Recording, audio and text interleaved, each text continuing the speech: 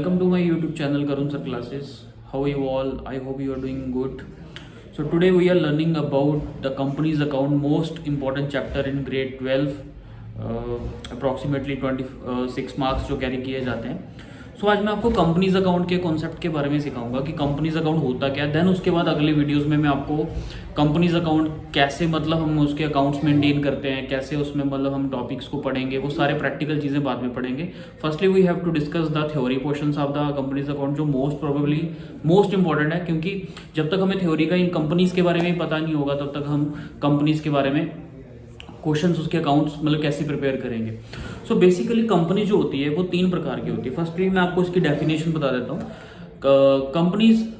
Companies an artificial person which are incorporated in the eyes of law under act 2013, जो हमारा current recent 2013 का act चल रहा है कंपनीज अकाउंट का, उसकी बात मैं कर रहा हूँ.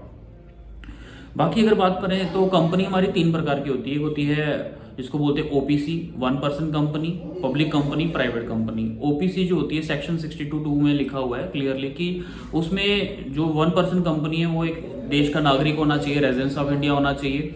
उसमें वो जो बिजनेस वो करेगा वो मतलब banking business, non banking business होना चाहिए. और बाकी जो भी मतलब सोल प्रोप्राइटर में काम होता है वॉलंटरली, बस फर्क इतना है कि इसको एक्ट के अंडर रजिस्टर्ड किया जाता है, just like LLP, limited liability partnership, as per companies act 1956, उसके अकॉर्डिंगली. सो बात करते हैं public and private company. Public company और प्राइवेट कंपनी में पढ़ेंगे, बट बहुत वाइड कॉन्सेप्ट है. एक्चुअली जो अब अकाउंट्स हम बनाने जा रहे हैं वो पब्लिक कंपनी के अकाउंट्स बनाने जा रहे हैं. तो प्राइवेट का पहले हम बात कर लेते हैं ताकि हम पब्लिक को हम थोड़ा और ब्रीफली डिस्कस कर पाएं. सो प्राइवेट कंपनी है वो भी इनकॉर्पोरेट की जाती है हमारी इन the eyes of law, companies act 2013. फर्क इतना है, आपने अक्सर देखा होगा कंपनी, कुछ कंपनीज के आगे लिखा होता है PVT लिमिटेड, कई कंपनीज के आगे लिखा होता है सिर्फ लिमिटेड, जैसे भारत संचार निगम लिमिटेड. तो लिमिटेड सिर्फ वर्ड होता है, उससे हम पता कर सकते हैं कि पब्लिक कंपनी है. जिसके आगे PVT लिमिटेड लिखा होगा उसके हम उससे समझ सकते हैं कि ये हमारी प्राइवेट लिमिटेड कंपनी है. सो प्राइवेट कंपनी को बनाने के लिए मिनिमम 2 डायरेक्टर चाहिए, मैक्सिमम 15 होते हैं. मिनिमम सब्सक्रिप्शन कैपिटल इसकी हमारी 1 से 2 लाख रुपया होती है, और जिसको ऑथोराइज कैपिटल भी बोलते हैं, नॉमिनल कैपिटल भी बोलते हैं. बाकी इसको मेमोरेंडम क्लॉज से गुजर के जाना पड़ेगा. AOE जिसको हम बोलते हैं article of association. Memorandum clause में क्या होता है, वो BST के चैप्टर 3rd 4th में जो है हमारा पब्लिक प्राइवेट एंटरप्राइजेस में, उसमें क्लियरली मेंशन है. मेमोरेंडम में एक्चुअली कंपनी के नेम क्लॉज होते हैं, सब्जेक्ट क्लॉज में प्रॉस्पेक्टस, ये सब कुछ चीज़ें उसके बीच में मेंशन होती है कि भाई कंपनी में कौन कौन काम कर रहा है, कितने डायरेक्टर है, कंपनी का एजेंडा क्या है. आर्टिकल ऑफ एसोसिएशन में कोड ऑफ कंडक्ट की बात की जाती है, terms and condition, rules and regulation, policies and procedures, इन सब की बात की जाती है. तो प्राइवेट कंपनी भी पब्लिक की तरह होती है, बस फर्क इतना है कि प्राइवेट कंपनी को IPO इशू करने की राइट नहीं होता. IPO का मतलब क्या होता है वो पब्लिक कंपनी में बताता हूँ. IPO की फुल फॉर्म होती है इनिशियल पब्लिक ऑफर. अब आते हैं हम प्राइवेट कंपनी पे, सॉरी पब्लिक कंपनी पे. तो पब्लिक कंपनी भी सेम प्रोसीजर से गुजरती है, बट फर्क इतना है कि जो पब्लिक कंपनी है, पब्लिक कंपनी को खोलने के लिए मिनिमम हमें 3 डायरेक्टर चाहिए, और मैक्सिमम की लिमिट अभी प्रिस्क्राइब 2013 में जो है वो अभी मेंशन नहीं की गई. सो हर इसको SEBI से गुजर के होना पड़ेगा. SEBI क्या चीज़ है, stock exchange board of India के थ्रू.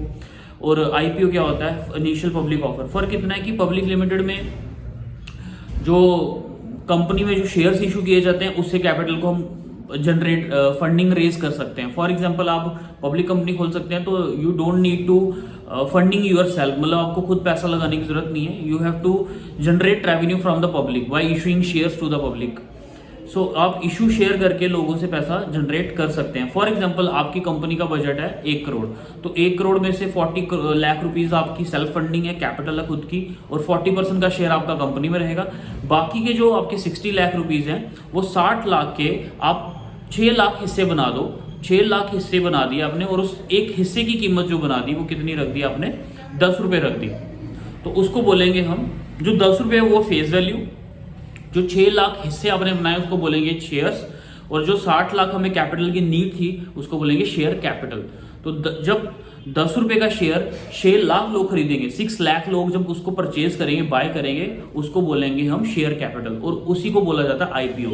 IPO हमेशा आपको प्राइमरी मार्केट में दिया जाता है, फर्स्ट हैंड शेयर्स बोला जाता है इसको, और ये कंपनी की ऑफिशियल वेबसाइट से, और SEBI भी आपको, इवन आजकल तो बड़े सारे ब्रोकर्स हैं वो भी आपको इसको देने में हेल्प कर सकते हैं। ये काफ़ी वाइड कॉन्सेप्ट है, इसलिए मैं इसको थोड़ा सा और ब्रीफली आपको बोर्ड पे भी समझाने की कोशिश करता हूँ, तो बने रहे मेरे साथ। सो बात कर रहे थे हम प्राइवेट के बारे में और उसके बाद पब्लिक के बारे में। तो प्राइवेट की बात मैंने आपको बता दी कि सेम इसको भी इनकॉर्पोरेट किया जाता है under the eyes of law, companies act 2013 उसके अकॉर्डिंगली, और पब्लिक को भी हम 2013 के अकॉर्डिंग ही करते हैं। बट फर्क इतना है कि पब्लिक कंपनी जो है, पब्लिक कंपनी में हम शेयर्स इशू कर सकते हैं, दैट इज आईपीओ। आईपीओ को बोलते हैं initial public offer, initial public offer. होता क्या बेसिकली, अब आप सोचेंगे कि ये जो बैंक्स होते हैं ये हमारे प्राइवेट होते हैं कि पब्लिक होते हैं, क्या होते हैं, जैसे एचडीएफसी हो गया, आईसीआईसी हो गया, जेस बैंक हो गया, इनके इवन शेयर्स भी मार्केट में अवेलेबल है, चाहे वो फर्स्ट हैंड सिक्योरिटीज हो चाहे वो सेकंड हैंड सिक्योरिटीज हो, तो मार्केट में ये शेयर्स भी अवेलेबल है। तो ये क्या है, अच्छा अगर ये प्राइवेट बैंक्स हैं तो फिर गवर्नमेंट बैंक्स कौन से हुए, तो गवर्नमेंट बैंक्स आपको पता ही है, पीएनबी हो गया, एसबीआई हो गया, J&K बैंक हो गया, तो ये सारे के सारे बैंक्स हमारे गवर्नमेंट बैंक्स हैं। तो इसमें हम कैसे अंडरस्टैंड कर पाए कि ये पब्लिक है कि प्राइवेट बैंक्स हैं, तो मैं आपको बताना चाहूंगा एचडीएफसी बैंक जो है वो प्राइवेट है, लिमिटेड है, तो ये पब्लिक ही है, बट फर्क इतना है इसमें जो 50% शेयर होता है वो होता है जो ऑनर होता है, जिसकी कंपनी जैसे आदित्य पुरी इसके शायद को फाउंडर हैं, वो इन्होंने बैंक खोला था आदित्य पुरी, तो 50% शेयर एचडीएफसी में आदित्य पुरी का है, बाकी 50% जो शेयर होगा, मतलब जैसे 49% जो है वो पब्लिक होल्डिंग है, मतलब पब्लिक ने शेयर्स लेकर इस कैपिटल इसको फंडिंग दी है। सेम चीज अगर पीएनबी की बात करें हम, तो पंजाब नेशनल बैंक जो है इसकी 50% की होल्डिंग जो है वो है गवर्नमेंट के पास, और बाकी फंडिंग कौन दे रहा है इसको, पब्लिक। कहने का मतलब ये है कि ये है पब्लिक ही है, बट इनमें अगर हम 50% की शेयर्स की बात करें वो प्राइवेट और वो गवर्नमेंट होता है। अगर एचडीएफसी का 50% प्राइवेट शेयर है तो वो प्राइवेट कंपनी कहलाएगी, प्राइवेट बैंक कहलाएगा, और अगर 50% गवर्नमेंट का शेयर है तो वो क्या कहलाएगा, गवर्नमेंट कंपनी, गवर्नमेंट बैंक कहलाता है। तो बाकी कोई ज्यादा इसमें रॉकेट साइंस नहीं है। अगर हम बात करें तो जो आईपीओ है, जो नए शेयर है जिसको हम फ्रेश शेयर कहते हैं, जैसे फॉर एग्जांपल हम रिलायंस की बात कर लेते हैं, रिलायंस लिमिटेड, तो इसके जो फ्रेश शेयर हैं वो उसको आईपीओ बोलते हैं, और ये मिलते हैं प्राइमरी मार्केट से, प्राइमरी मार्केट, इसको कैपिटल मार्केट भी बोला जाता है। और जो आजकल आप देखते हो कि जो ब्रोकर्स के थ्रू शेयर्स खरीदे जाते हैं उसको हम बोलते हैं सेकेंडरी मार्केट, जिसको मनी मार्केट भी बोला जाता है। यहाँ पे ब्रोकर्स अवेलेबल रहते हैं और आपको वो शेयर्स बेच के खरीदते हैं, जिसको ये ब्रोकर्स के थ्रू हमें शेयर्स को बाय सेल किया जाता है, just like angel one, grow app जो आप खरीदते हैं उसके बारे में बताना है। क्लियर। बाकी जो हम अकाउंट्स बनाने वाले हैं, कंपनीज अकाउंट्स जो हम मेंटेन करने वाले हैं, वो किसके बनाएंगे, हम आईपीओ के बनाएंगे, क्योंकि इस आईपीओ की जो ब्रोकर्स की बात करें तो इसके शेयर्स हमें यहीं से मिलेंगे, इसके अकाउंट्स बनाने की जरूरत नहीं होती। जो फंडिंग इनिशियल रहती है, जो फर्स्ट हैंड कैपिटल हम लगा रहे हैं, जो लोग पहली बार कंपनी के शेयर्स खरीदते हैं उसको बोलते हैं आईपीओ, और इसी के अकाउंट्स कंपनी मेंटेन करती है। तो आई होप आपको ये वीडियो अच्छी लगी हो, तो please do subscribe and like the channel, share the video to the childrens, और अगर कॉन्सेप्ट अच्छा लगा हो तो प्लीज़ इसको लाइक कीजिए वीडियो को, और कमेंट सेक्शन में बताइए आपको कौन सा पार्ट अच्छा लगा, कौन सा नहीं लगा। अगर और ब्रीफली करना चाहते हैं, आप इस पार्ट को सीखना चाहते हैं तो बताइए मुझे। अगर वीडियो अच्छी लगी है तो इसको देखिए और ज़्यादा से ज़्यादा बच्चों को शेयर कीजिए। Thank you so much.